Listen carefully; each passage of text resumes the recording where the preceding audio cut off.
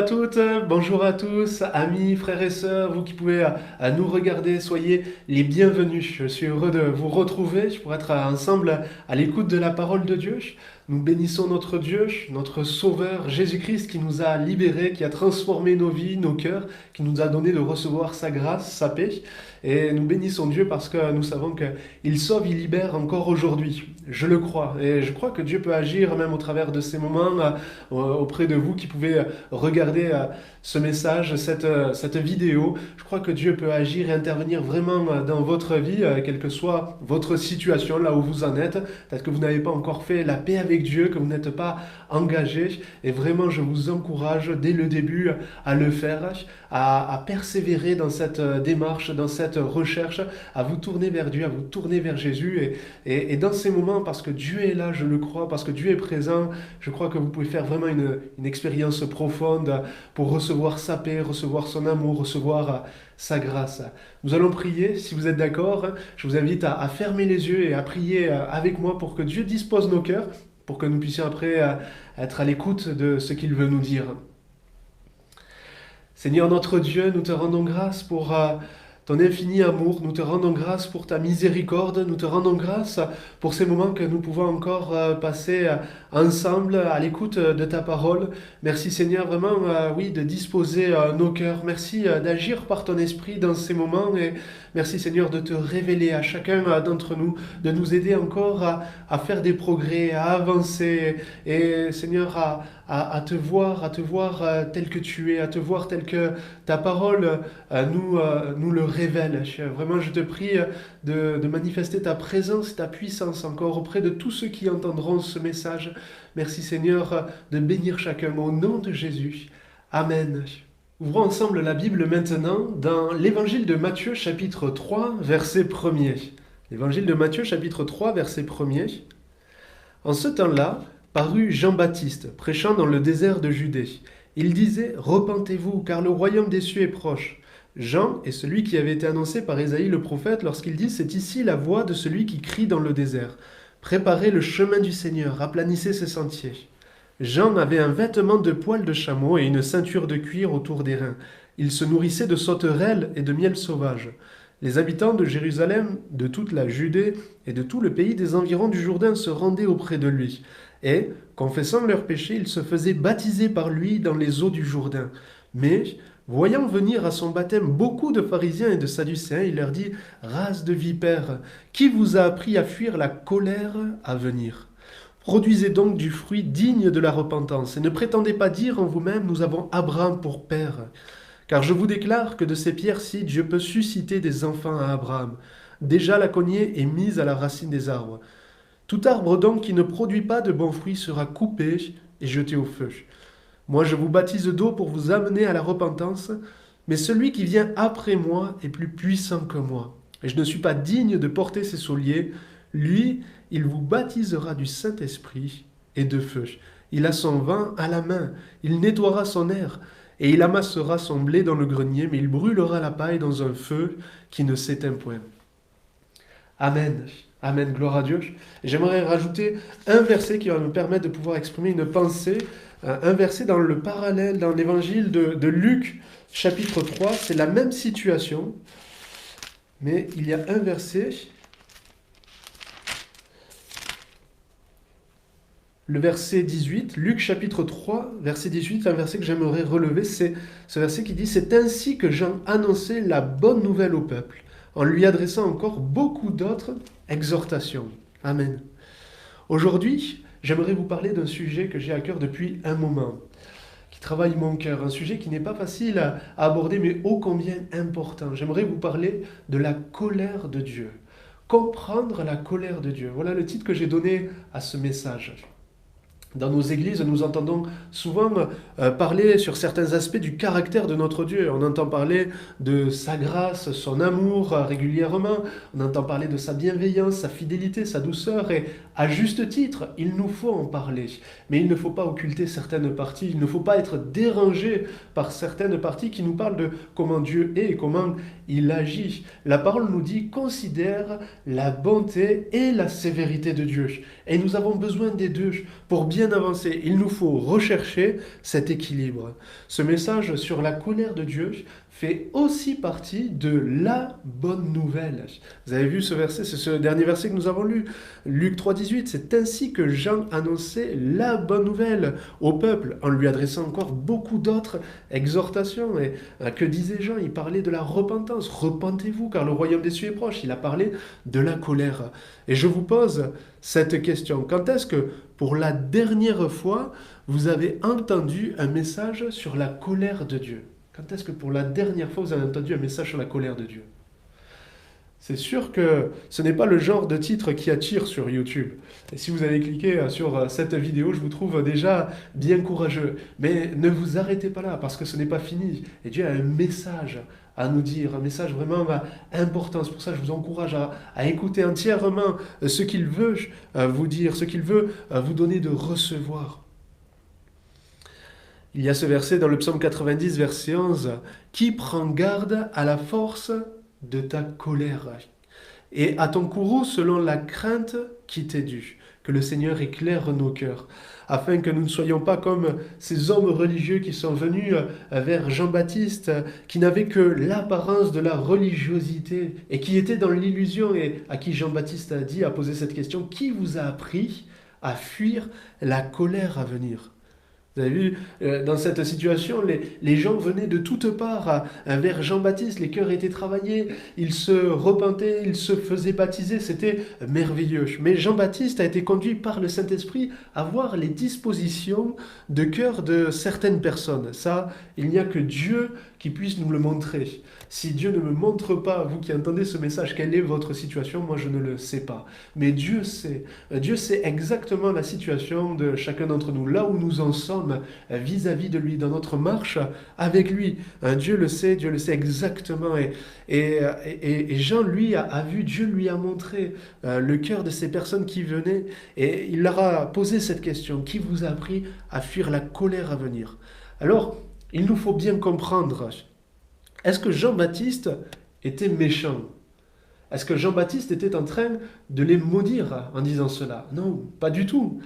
Comment voyez-vous Jean-Baptiste? Comment voyez-vous Jean-Baptiste? Aujourd'hui, je pense que si Jean-Baptiste passait dans certaines églises, il serait vu comme un homme dur, un homme légaliste, avec le message qu'il avait.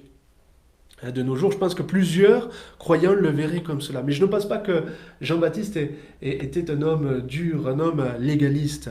Vous avez vu ce qu'il nous est dit de lui, comment il était habillé? Jean avait un vêtement de poil de chameau et une ceinture de cuir autour des reins. J'aurais pu venir habillé comme cela, mais ce sera peut-être pour une prochaine fois. Mais pourquoi ce verset? Pourquoi Dieu a voulu que nous sachions cela?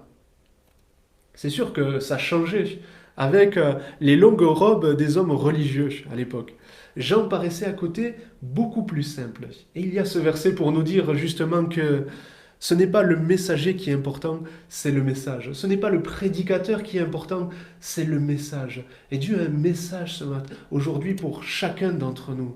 Il a un message qu'il veut nous annoncer pour nous attirer à lui, pour que nous soyons encore plus près de lui, pour que nous soyons prêts à le rencontrer. Jean-Baptiste était conduit par le Saint-Esprit, il était rempli d'amour. Rempli d'amour à l'égard de toutes ces personnes qui venaient, rempli d'amour à l'égard de ces hommes religieux qui s'approchaient, mais qui s'approchaient que pour la bénédiction. Et ce n'est pas un mal en soi de s'approcher de Dieu pour être béni, parce que Dieu bénit et c'est sa volonté de nous bénir et de nous bénir dans tous les domaines de notre vie. Mais Jean-Baptiste a vu que ces hommes ne venaient que pour la bénédiction. Il a vu qu'ils venaient d'une manière religieuse, légère, superstitieuse, qui n'étaient pas prêts à obéir à la parole de Dieu, à se soumettre, à se repentir. Ils ne cherchaient pas vraiment Dieu. Les propos de Jean-Baptiste nous le prouvent. Race de vipères. Vous savez, ce qui caractérise la vipère, c'est qu'elle a une langue fourchue, elle a une langue double. Et ces hommes avaient un double langage, une double attitude. Et ça, Dieu ne l'aime pas, Dieu ne l'approuve pas. Quand on a une attitude, une apparence, quand on vient à l'église, et quand on a une attitude opposée, quand on est dans le monde, dans notre travail ou ailleurs. Ça, Dieu ne le veut pas. Et c'est pour cela qu'il nous parle, pour que nous soyons entiers, intègres avec lui et dans notre marche avec lui. Jean-Baptiste leur a parlé par amour. Son message prouve l'amour qu'il avait pour eux.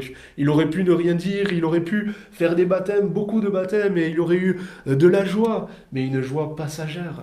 Alors que ce que Dieu veut pour chacun d'entre nous, c'est que nous ayons une joie éternelle.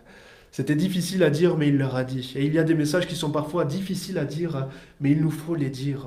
Parce que l'amour, ce n'est pas tout accepter sans rien dire et en disant simplement que Dieu te bénisse, on va prier pour toi. Tu es dans le péché, je le sais, parce que je connais la parole.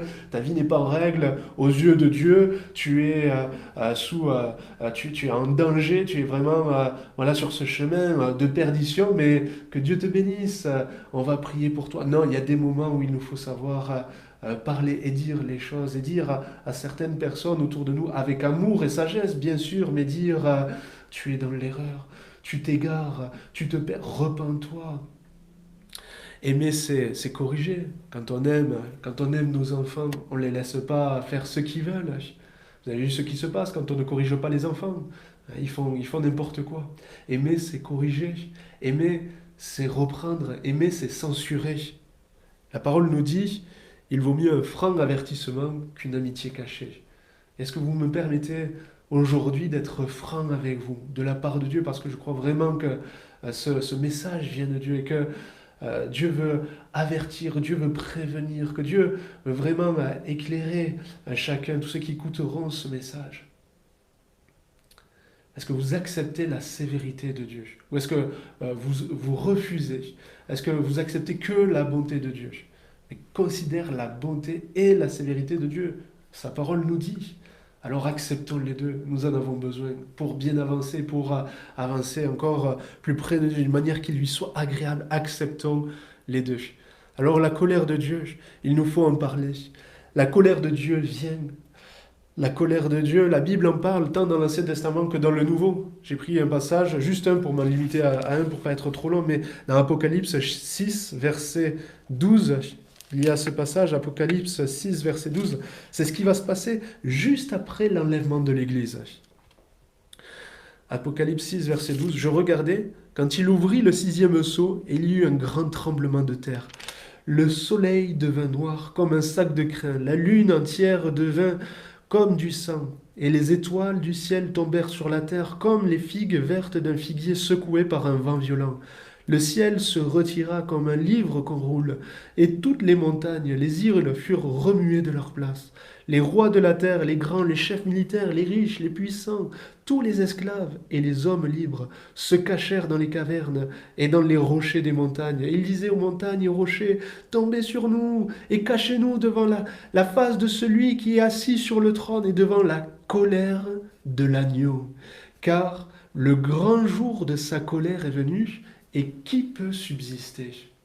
Car le grand jour de sa colère est venu, et qui peut subsister? On reviendra sur cette question pour y répondre dans ce message. La Bible nous parle donc de la colère à venir et de ce qui va se passer à la fin des temps. Il est parlé des 7 coupes de la colère de Dieu qui vont être déversées sur terre. Vous regarderez dans Apocalypse 16 ce qui va se passer. C'est terrible. Elle nous parle, la Bible, de la colère à venir, mais elle nous parle aussi de la colère de Dieu qui peut être présente et qui s'est déjà exercée dans le passé, lors du déluge. Par exemple, la colère de Dieu a effacé presque toute l'humanité. Sur Sodome et Gomorrhe, la colère de Dieu s'est abattue sur le peuple d'Israël à plusieurs reprises, quand ils étaient dans le désert. La colère de Dieu a éclaté. Quand il y a eu l'épisode du veau d'or, quand ils ont murmuré contre Moïse et Aaron, quand ils ont murmuré parce qu'ils n'avaient pas mangé ce qu'ils voulaient, alors que Dieu les nourrissait avec la manne, ça venait de Dieu, ils en étaient écœurés, dégoûtés. Est-ce qu'on peut être dégoûté, écœuré de ce qui vient de Dieu? La Bible nous dit qu'à la fin des temps, certains auront la démangeaison d'entendre des paroles agréables. Ils ne supporteront pas la saine doctrine.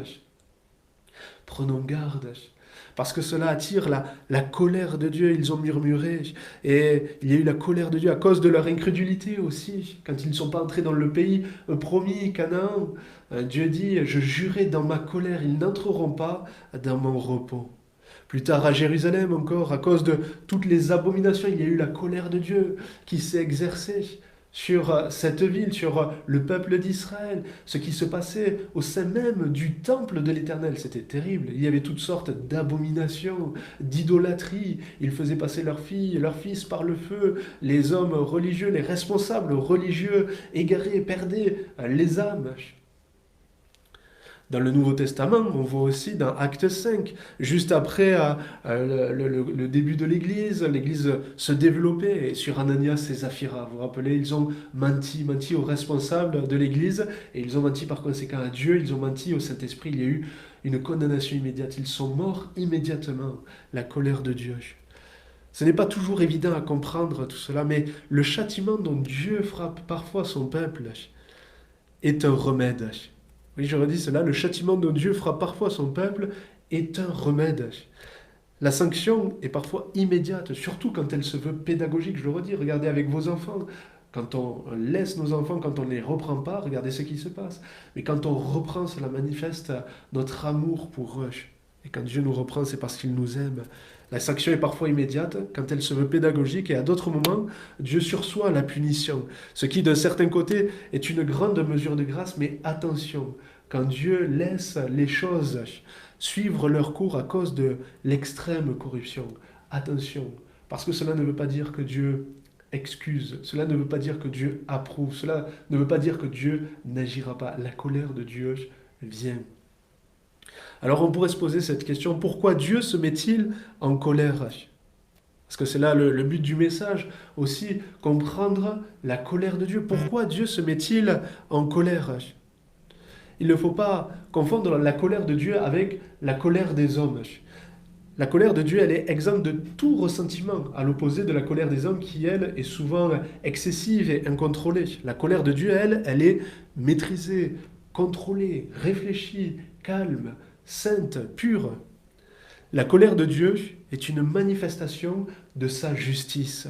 En effet, la Bible nous révèle fort heureusement un Dieu qui tient le mal en horreur et qui ne peut l'ignorer. Qu'est-ce que vous penseriez si Dieu ne disait rien face à toutes ces injustices qui se passent sur toute la surface de la terre? On dit, mais Dieu est injuste si Dieu ne disait rien. Dieu est juste et il est saint. Il ne peut accepter le péché, il se met en colère contre tout ce qui injurie sa nature profonde, sa sainteté. L'impureté est incompatible avec Dieu. On ne peut pas concilier le péché et Dieu, et la sainteté de Dieu. On ne peut pas concilier notre péché quand on est dans le péché avec notre vie avec le Seigneur, notre marche chrétienne. On ne peut pas concilier les deux. Il y en a qui essayent. Il y en a qui essayent avec des raisonnements, en tordant le sens des Écritures, qui cherchent à se justifier, à excuser le péché, à le camoufler. Ils étouffent leur conscience et ils se disent mais ce n'est pas trop grave. Moi je suis pas un méchant, j'ai pas commis des choses abominables. Je suis pas un meurtrier, je suis pas, j'ai pas voilà, fait toutes choses de sorte de choses graves. Et ils essayent de trouver des excuses. Mais la Bible nous dit que la colère de Dieu, dans Romains chapitre 1, verset 18, la colère de Dieu se révèle du ciel contre toute impiété et toute injustice. Et il n'y a pas de petit ou de grand péché, il y a le péché.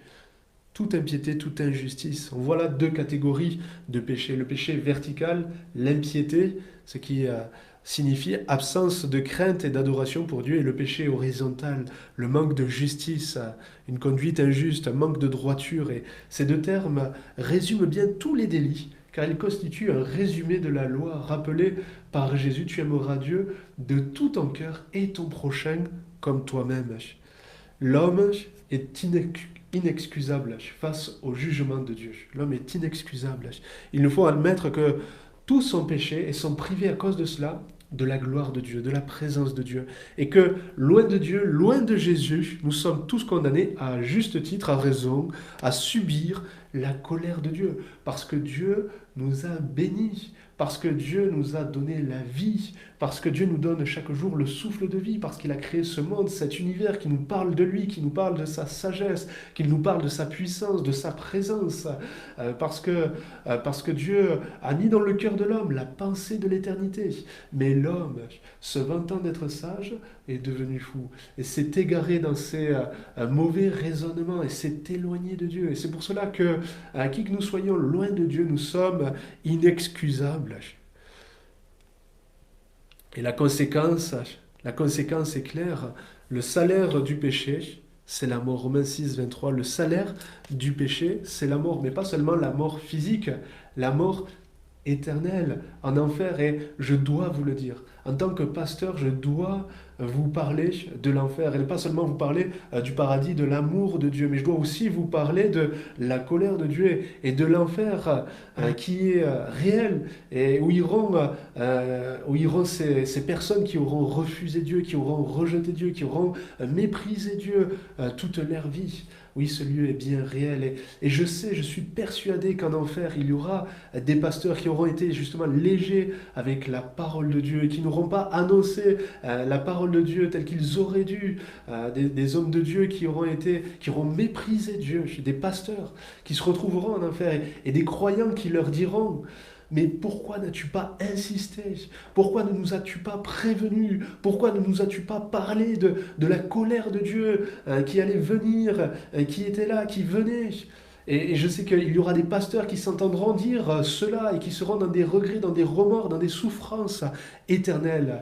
Mais en tant que pasteur, ça, je ne le veux pas. Et c'est pour cela que je me dois, vous savez, les pasteurs, nous avons cette responsabilité partout où Dieu nous a placés de prendre soin des âmes. Dieu nous a mis en responsabilité sur les églises pour que nous veillions sur les âmes, sur les personnes qui viennent à l'église. Et nous aurons des comptes à rendre à Dieu. Et c'est pour cela que je dois vous annoncer aussi ce message. Et l'enfer existe. Et ceux qui n'ont pas fait la paix avec Dieu, ceux qui sont dans le péché, qui acceptent le péché, sont sous la colère de Dieu, sont sous cette condamnation. Et la manifestation ultime de la colère de Dieu, c'est l'enfer. L'apôtre Paul annonçait cela aussi. Il a parlé de la colère de Dieu à plusieurs reprises. Lui qui a écrit 1 Corinthiens 13, le chapitre de l'amour, qui décrit parfaitement l'amour. Mais il a parlé aussi de la colère à venir.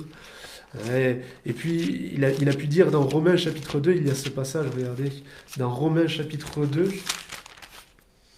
et penses-tu aux hommes, Romains chapitre 2, verset 3, penses-tu aux hommes qui jugent ceux qui commettent de telles choses et qu'il est fait que tu échapperas au jugement de Dieu? Ou méprises-tu les richesses de sa bonté, de sa patience et de sa longanimité, ne reconnaissant pas que la bonté de Dieu te pousse à la repentance? Mais par ton endurcissement et par ton cœur impénitent, tu t'amasses un trésor de colère pour le jour de la colère et de la manifestation du juste jugement de Dieu, qui rendra à chacun selon ses œuvres. Il réserve la vie éternelle à ceux qui, par la persévérance à bien faire, cherchent l'honneur, la gloire et l'immortalité, mais l'irritation et la colère à ceux qui, par esprit de dispute, sont rebelles à la vérité et obéissent à l'injustice. Tribulation et angoisse sur toute âme d'homme qui fait le mal, sur le juif premièrement, puis sur le grec. Gloire, honneur et paix pour quiconque fait le bien, pour le juif premièrement, puis pour le grec. Juif, grec, maintenant aujourd'hui, il y a cette égalité. Pareil, il y avait cette distinction à l'époque, mais nous sommes tous sur le même pied d'égalité par rapport au péché. Nous sommes tous pécheurs, il n'y a pas un juste. Mais nous sommes tous aussi sur le même pied d'égalité vis-à-vis de la grâce de Dieu. L'apôtre Paul annonçait d'abord la mauvaise nouvelle pour ensuite annoncer la bonne. En effet, à quoi bon annoncer la grâce de Dieu si personne n'en a besoin? Il nous faut reconnaître notre état de perdition avant d'éprouver le besoin de crier à Dieu. Il nous faut avoir connaissance de la colère de Dieu avant de pouvoir apprécier sa grâce. Et le Seigneur nous annonce maintenant que oui, la colère vient, mais il nous annonce qu'il y a sa grâce. Le parafoudre à la colère divine. Parce que ce que Dieu veut, ce n'est pas garder une éternelle colère. Ce que Dieu veut, c'est que celui qui est dans le péché se détourne de ses mauvaises voies et se tourne vers Dieu et qu'il vive. C'est pour cela qu'il y a cet appel, l'appel de la croix. Il y a cet appel à la repentance. Repentez-vous, convertissez-vous, le royaume des cieux est proche. Et le Seigneur nous appelle, vous appelle. Parce que si vous ne le faites pas, si vous ne répondez pas à cet appel, si vous ne repentez pas, vous ne convertissez pas, alors la colère de Dieu s'abattra sur vous. Et le Seigneur Jésus-Christ a tout accompli pour que cela ne nous arrive pas. C'est sur lui que la colère de Dieu est tombée. Comme un parafoudre qui capte la foudre pour que la maison ne soit pas détruite, Jésus-Christ à la croix a subi notre châtiment. L'Éternel a fait retomber sur lui l'iniquité de nous tous. Jésus à la croix a été frappé par la colère de Dieu à cause de nos péchés. Dieu l'a fait. Jésus l'a accepté volontairement, par amour pour chacun d'entre nous. Il est écrit dans Ésaïe 53, un chapitre que je vous encourage à lire en entier, mais au verset 10, il a plu à l'Éternel de le briser par la souffrance. Il n'a pas plu à Dieu de voir Jésus-Christ dans ses extrêmes souffrances, mais il a plu à Dieu d'agir ainsi pour nous sauver, pour vous libérer, vous transformer. Et c'est lui maintenant, c'est Jésus qui nous délivre de la colère à venir. Vous connaissez Jean 3,16. Je crois que c'est l'un des versets les plus connus de la Bible. Dieu a tant aimé le monde. Mais parfois, à force justement de connaître avoir appuyé sur certains versets comme cela, eh bien, certains croyants, certaines personnes en sont venus à avoir une image déformée de la vie chrétienne et à se dire bien, que Dieu est amour et que par conséquent on peut tout se permettre puisqu'il nous aime, il y a sa grâce. Et vous voyez, parfois à force d'avoir exagéré sur certains versets comme celui-là, on a déformé le message. Et oui, il y a Jean 3,16, mais il n'y a pas que Jean 3,16 dans la Bible. La parole nous parle aussi de la colère. Et dans ce même chapitre, dans Jean 3, au verset 36, regardez, est-ce que vous connaissez Jean 3, verset 36? Il est écrit, « Celui qui croit au Fils a la vie éternelle. Celui qui ne croit pas au Fils ne verra point la vie, mais la colère de Dieu demeure sur lui. » Vous voyez, la colère de Dieu demeure sur lui. Le message est clair. Celui qui ne croit pas au Fils. Et ce n'est pas juste croire que Dieu existe, croire que Jésus a existé, croire à son œuvre à la croix, être d'accord avec la Bible, croire au Fils. Mais c'est s'engager vraiment intérieurement. C'est pas juste une question de baptême, c'est vraiment dans notre cœur. C'est avoir vraiment fait ce pas de foi, de donner notre vie à Dieu, de donner notre vie au Seigneur, de lui appartenir et d'être passé par une réelle repentance, pas juste une repentance du bout des lèvres, une réelle conversion, être passé par la nouvelle naissance. C'est ça qui nous donnera d'avoir la vie éternelle. Alors je vous pose cette question. Êtes-vous sous la colère ou sous la grâce? Avez-vous accepté Jésus-Christ comme votre Sauveur, votre Seigneur? Est-ce que vous êtes passé par la repentance, la conversion, la nouvelle naissance? Est-ce que vous vous détournez du péché? Est-ce que vous avez le mal en horreur, la haine du mal? Est-ce que vous marchez dans la sainteté? Est-ce que vous avez choisi d'obéir à la parole de Dieu, de ne pas accepter le péché? Ou est-ce que vous pratiquez le péché? Si vous êtes dans cette légèreté, si vous pratiquez le péché, vous êtes sous la colère, vous n'êtes pas sous la grâce. Le salaire du péché, c'est la mort, mais le don gratuit de Dieu. Et qui pourra subsister? Nous avons lu cette question, le grand jour de sa colère est venu. Et qui pourra subsister? Eh bien, ceux qui ont accepté le sang de Jésus-Christ pour être lavés, purifiés de tous leurs péchés, ceux qui ont choisi de placer leur foi en lui, mais ceux qui ont choisi aussi de donner leur vie, leur cœur au Seigneur, et de marcher dans ses voies, chaque jour de s'appliquer à le suivre, à lui obéir, parce que la mort de Jésus-Christ sur la croix n'a aucunement rendu l'Éternel plus indulgent envers les fautes des hommes. Dieu n'a jamais changé à cet égard. C'est pour cela qu'encore aujourd'hui, même en tant que chrétien, dans la Nouvelle Alliance, on peut attirer la colère de Dieu. Mais cependant, depuis la mort de Jésus sur la croix, les portes de la grâce sont grandes ouvertes. Et la grâce de Dieu nous suffit. La grâce de Dieu est suffisante pour nous donner le pardon de tous nos péchés, quelle que soit notre vie passée. Peut-être qu'à travers de ce message, vous réalisez que vous avez été léger avec Dieu, léger avec la parole de Dieu, léger dans votre communion avec le Seigneur, dans votre obéissance. Et par conséquent, autour de vous, peut-être que vous avez négligé votre épouse, vos enfants, et vous réalisez cela. Et les portes de la grâce sont ouvertes, et la grâce de Dieu est suffisante pour nous donner le pardon de tous nos péchés, pour effacer, pour oublier nos fautes passées. Et la grâce de Dieu est suffisante pour nous libérer de l'esclavage du péché. La grâce de Dieu est suffisante pour transformer nos vies, pour transformer nos cœurs, pour transformer notre caractère.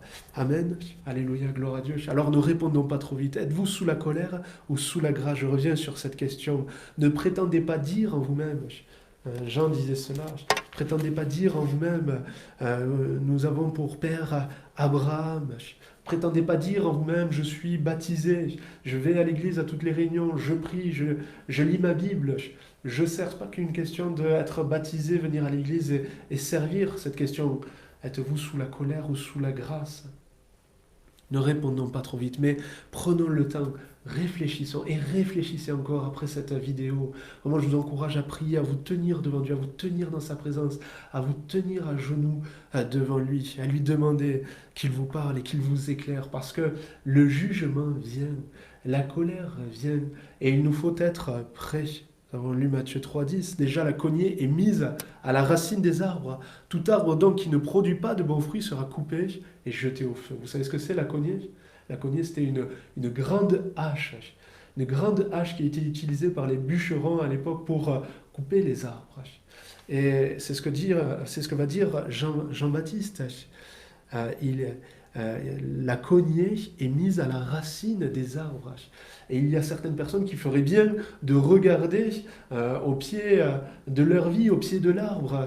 Parce qu'il y a certaines personnes où il y a, oui, cette cognée, cette grande hache qui est prête à s'abattre pour couper l'arbre parce qu'il ne porte pas de bons fruits. Et posons-nous cette question aussi, quels fruits je porte dans ma vie? Comment sont les racines? Parce que quel est le plus important? C'est quoi qui porte le fruit? C'est la branche ou c'est les racines? Quel est le plus important? La cognée, elle est mise à la racine.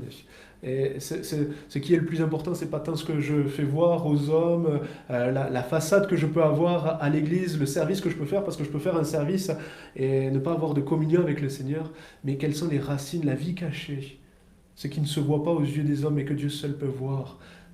Cette communion avec lui, est-ce qu'elle est là? Est-ce qu'elle est établie?